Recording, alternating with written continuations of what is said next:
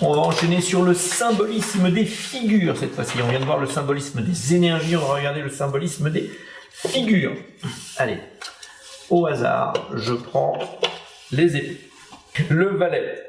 Le valet, donc on va se souvenir que je vous ai parlé du valet, de la reine, du roi et du cavalier. Je les ai vraiment classés comme ceci. On ne mettra pas le roi tout au-dessus, non plus que la reine. C'est le cavalier qui est entre guillemets le plus élevé dans le symbolisme des arcanes. Honneur, figure, c'est la même chose. Le valet, c'est le symbole de la jeunesse dans une famille donnée. C'est un individu débutant. Le valet marque le début dans la maîtrise de l'énergie considérée. Donc ici, on a dit que les épées, c'était l'énergie symbolique de la pensée. De la pensée. D'accord ? Intellectuelle. Eh bien, le valet d'épée, et là je vais assembler du coup mes deux notions, il est jeune dans l'énergie et dans l'énergie de la pensée. Ça veut dire que quand on va avoir dans un tirage, quand on va tirer le valet d'épée, eh bien on va parler de quelqu'un qu'on va considérer comme étant jeune, débutant, amateur, pas accompli dans le domaine intellectuel. La reine, c'est la douceur et la paix. La reine, symboliquement, elle maîtrise déjà l'énergie considérée. Mais elle la maîtrise avec douceur, avec subtilité, avec bienveillance, avec tranquillité.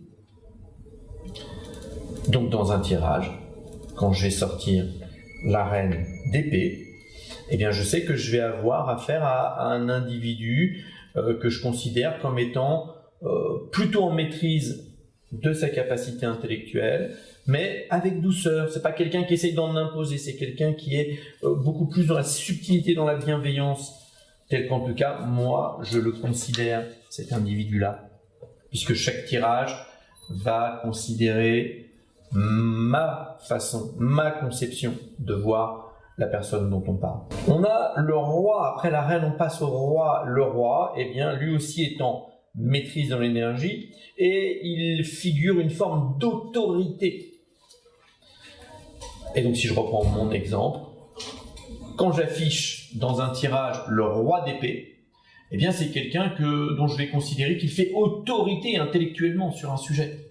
Hein, si c'est un tirage, par exemple, des couples professionnels, et que je viens le positionner, lui, dans le cadre d'un couple que je pourrais former, c'est mon chef, par exemple, je vais découvrir la carte qui me représente, et puis je vais afficher la carte qui, a priori, selon moi, le représente. Eh bien, si je tire le roi d'épée, eh bien, je suis à peu près certain que dans ma relation avec lui, même s'il peut m'agacer sur certains sujets, etc., je reconnais l'autorité de sa pensée, puisque l'autorité, le roi, la pensée, l'épée. Donc, quand j'affiche le roi d'épée, le représentant, eh bien, ça veut dire que je considère qu'il fait autorité intellectuellement sur le sujet qui me relie à lui. Ça va ?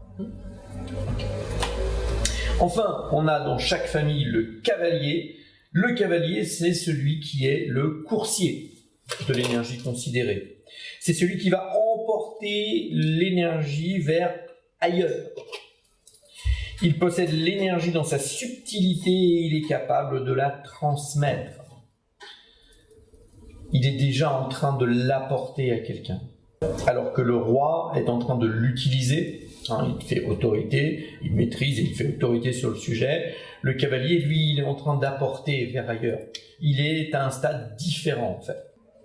Il fait tellement autorité que oui, il serait capable d'enseigner. Limite, pourquoi il est encore là? Il perd son temps, il devrait aller l'expliquer à d'autres. Ok.